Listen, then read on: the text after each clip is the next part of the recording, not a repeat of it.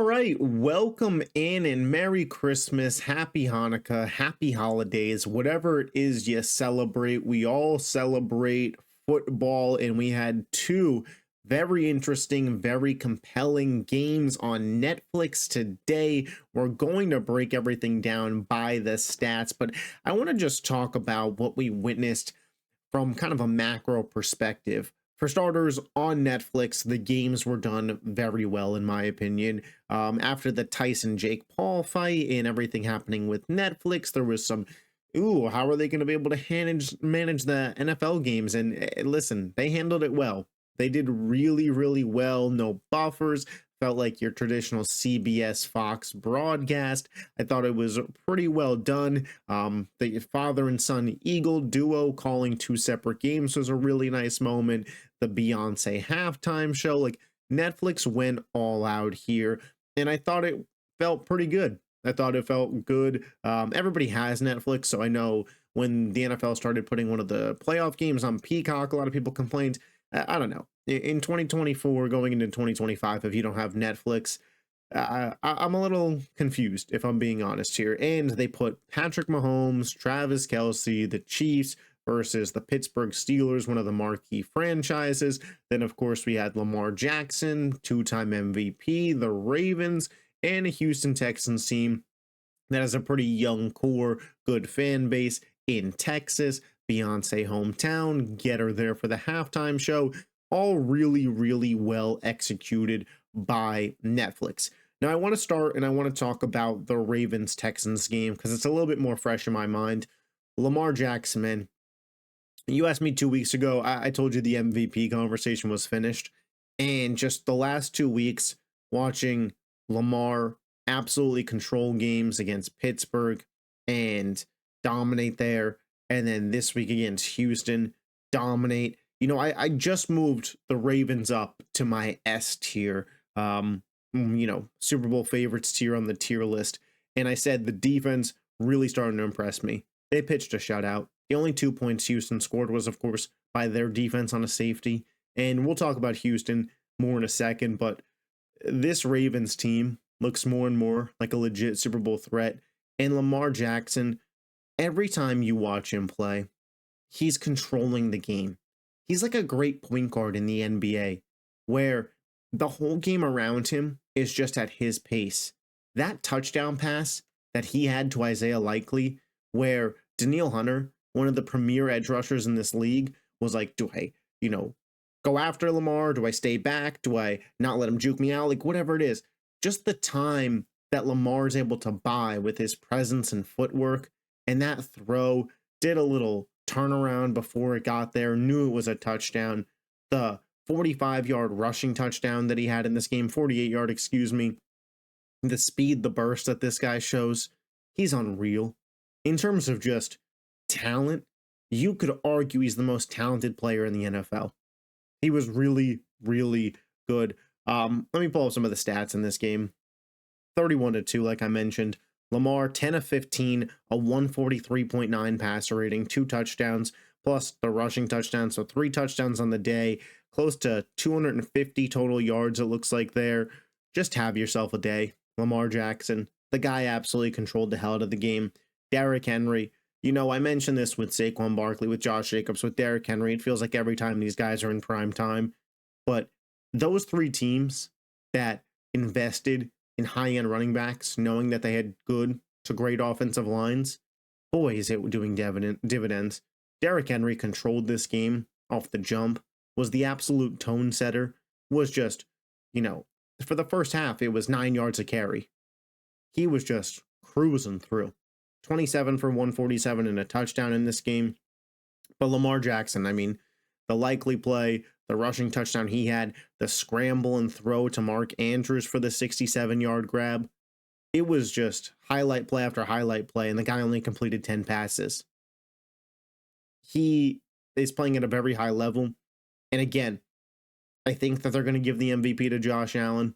Lamar hasn't exactly had the playoff success, and we'll talk about that as we get to the playoffs, but that's something that I need to see this Lamar Jackson in the playoffs, for sure. And I think we all feel the same way on that.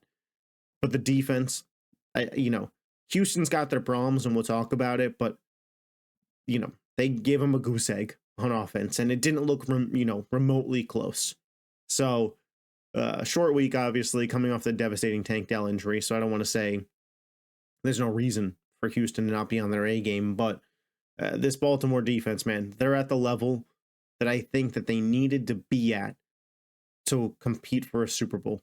Because the offense, it's the best in football. It's the best in football. You have the greatest weapon in the sport in Lamar Jackson. You pair him with a surefire Hall of Fame running back in Derrick Henry, who hasn't slowed down a bit. Mark Andrews, been one of the most consistent tight ends after that first month of the year. Zay Flowers coming into his own. Bateman makes plays. Isaiah Likely, there's just enough weapons on that offense. A good offensive line. The defense has to be top 15, and they're pushing top 10. Zach Gore's got this group going really, really strong. For Houston, things are falling apart at the seams. Last week in their loss to the Chiefs, I told you that I thought CJ Stroud had a good game. This was the opposite. Stroud looked pretty bad in this one. Sophomore slump, maybe you want to call it that. I live with a Texans fan, so I hear a little bit more about it than most. And Bobby Slowick, the offense, it's bland, it's boring, it's uncreative. It's a lot of Joe mixing up the middle on the first two downs. Hey, it's 3rd and long. CJ, can you make a play? With only one real weapon out there with the Diggs and Tank Dell injury, and it's just not enough. They really need to invest in an offensive line. I had a bit of a chuckle during the game because one of the commentators said, Stroud with all day to throw. And first off, it wasn't nowhere close to all day, but there's 3 Baltimore Ravens chasing him around. And right at the end of all day to throw, but not anymore, he's sacked. It was just like, yeah, man, he didn't have all day to throw. But even at that, 0 points at home in a bigger game, the Texans win this game and they could all of a sudden be the 3 seed. And playoff seeding matters, obviously. It was not a good performance. Stroud, 17 of 31, 185, 0 touchdowns, a pick, and a 59 passer rating, a 13 QBR. About as bad of a day as you could have. I think Houston this offseason has a look in the mirror upcoming, and it's like, hey, we need to start investing in offensive line, protecting CJ Stroud, getting, another weapon, whether it's Deontay developing, bringing back Diggs, because it just doesn't look like Tank Dell will be back there next year, but it can't just be Nico. And kind of reevaluate, maybe make a change at the offensive coordinator. I don't believe that everything we saw in CJ Stroud last year was just a fluke, and we've seen glimpses of that this year, but of course he's, you guys could see it. He's just not having anywhere close to the season he did last year as a player, but Houston's still going to win this AFC South back-to-back years, and they'll probably be facing off against Pittsburgh in the first round, and, the winner of that gets to likely play the Kansas City Chiefs. Speaking of the Chiefs, let's talk about this game. The Kansas City Chiefs, man, this was just another really impressive outing from this team. They lock up the 1 seed. They're 15-1, on the verge of 16-1 or 15-2. And on the old channel, for my OGs, you guys remember, I put out a video talking about how I thought the Kansas City Chiefs had the making of a team that was going to go undefeated this year.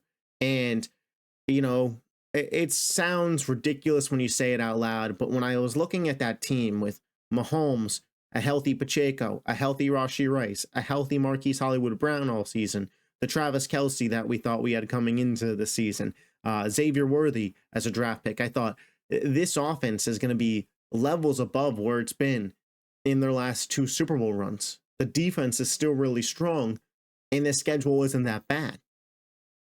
And with a Rashee Rice ACL tear, Pacheco missing games, Hollywood Brown just getting back into the mix of things, a Travis Kelce regression, this team is 15-1.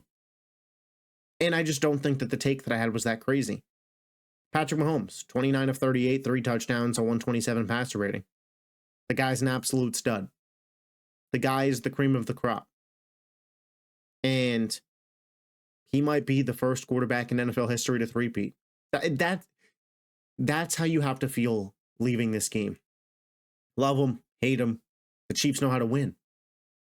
Blame the refs you want, blame the flags you want, blame luck, whatever you want to call it. The best teams continuously win. Brady and the Patriots were always lucky too.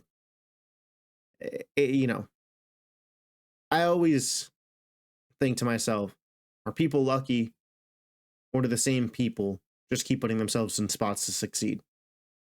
Are the Chiefs lucky, or do they keep playing the right way, playing a winning style football? Great defense, great coaching staff, best quarterback in the league, a Hall of Fame tight end. You know, surround him with as many weapons as you can. Keep the offensive line strong. That's what the Chiefs do, man. And now this team gets a bye. Patrick Mahomes and this team essentially now get 26 days of rest. Because while, yes, you know, they played in week 17, they played on a Wednesday. They're not going to play in week 18. They're not going to play during the wild card weekend. And they won't play until a Sunday in divisional round weekend. Well, that's 26 days. This team virtually gets a month rest now. You know, you heard Patrick Mahomes say after the game, I told Brittany that we were going to get the 1 seed today, that I could be home for the baby. Yeah, that guy's rested next week. And that guy is resting wild card weekend. Because that's what this team earned. The AFC once again goes through Arrowhead. The AFC once again goes through the Chiefs and Patrick Mahomes. And it shouldn't be a surprise to anybody. And for Pittsburgh, you know, I think there was a reason I hopped off the train, and the schedule was always brutal for the Steelers. There's no doubting that. Obviously, they're going to finish 10-7, 11-6, have a hell of a season still for where people thought that they would be. But, you know, I do think that there is a ceiling on this team. And I think we've seen it the last 3 weeks versus Philadelphia, Baltimore, and Kansas City. Teams that I would consider Super Bowl favorites. 3 of the 5 best teams in football. But Pittsburgh's looked outclassed and outmatched in every game, with or without George Pickens. And I get it, they're banged up. Everybody is at this point in the NFL season. You know, it's not like a Detroit-style injury. But the thing with Pittsburgh is the margin of error so narrow. And they can't afford to not play their perfect game. And now they're going to likely have to play 4 perfect games to win a Super Bowl, 3 of them on the road. I don't see it happening. I think Pittsburgh's cooked. I think the Kansas City Chiefs are the 1 seed. And I think Lamar Jackson has re-entered the MVP conversation. That's what I took away from this Christmas Day action. But as always, those are just my thoughts. Let me know yours in the comment section down below. What did you think of the games on Netflix? What did you think of each of these Christmas games? Let me know everything, as always, in the comment section. If you're new to the channel and you love the NFL, consider hitting that subscribe button, posting basically daily NFL content. You'll love what you see. Hit the like button. Programming note, we'll be up here tomorrow to talk the Thursday night football game, and then we won't be up here again until Sunday night to talk about Sunday night football. I won't be here to talk about the Saturday games, family obligations, so they will be included in the Monday recap video. Appreciate your guys' support as always. I'll catch you next time. Peace.